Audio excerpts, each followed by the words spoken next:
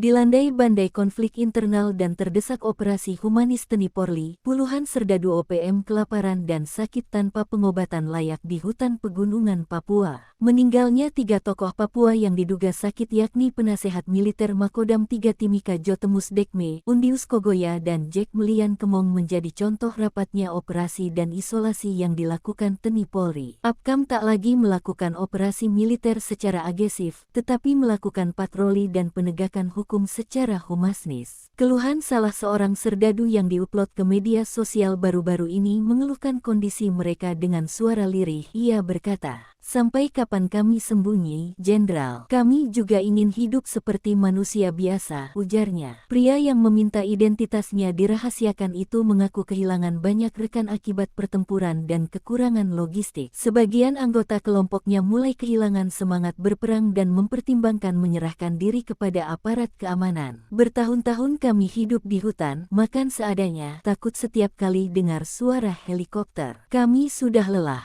tidak ada makanan, tidak ada obat, banyak yang sakit, banyak yang ingin pulang dan banyak yang saling bunuh di hutan. Teman sendiri bisa jadi musuh karena lapar dan curiga," ujarnya.